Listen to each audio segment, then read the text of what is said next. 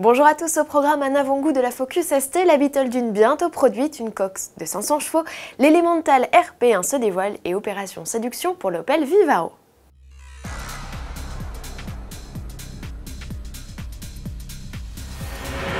Dans la famille Focus fraîchement restylée, il manquait à l'appel la sportive ST, une déclinaison qui ne va plus tarder à pointer le bout de sa calandre. Ford annonce en effet son arrivée pour le 27 juin au Festival de la vitesse de Goodwood en Angleterre. En attendant, la plus puissante des Focus, dotée de son 2 litres essence de 250 chevaux, joue avec nos nerfs en vidéo. C'est également à Goodwood qu'Elemental montrera officiellement sa RP1.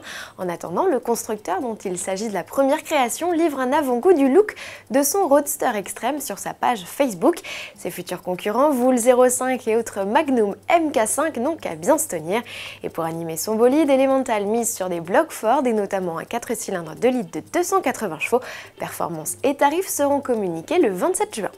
Produira pas sa Beetle Dune, version baroudeuse de sa coccinelle. Volkswagen semble aujourd'hui sérieusement envisager l'arrivée de cette déclinaison dans la gamme. Une courte phrase dans un communiqué évoquant une version de production proche et l'apparition d'inédites photos du modèle en action. Il n'en fallait pas plus pour nous mettre la puce à l'oreille. Affaire à suivre.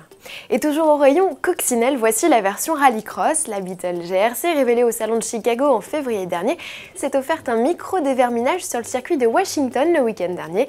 L'occasion pour Scott Speed et Tanner Frost de prendre en main leur future monture dotée d'un 4 cylindres turbo de 544 chevaux. Car ce n'est effectivement que dans quelques semaines seulement que les deux pilotes pourront profiter pleinement des accélérations fulgurantes de leur Cox.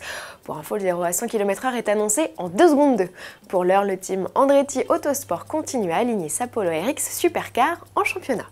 Promouvoir un modèle utilitaire n'a rien de très fun, même si Ford a récemment démontré qu'il était possible d'en assurer la promotion d'une manière totalement décalée. Cela a visiblement donné des idées à Opel, ou plutôt Vauxhall, sa division britannique. Le constructeur fait à son tour dans l'insolite, voire même du spectaculaire pour vanter les mérites de son nouveau Vivaro. Une vidéo tournée au sein même de l'usine d'assemblage de Luton en Angleterre avec, pour l'occasion, un employé pas tout à fait comme les autres, puisqu'il s'agit du cascadeur Paul Swift. À demain.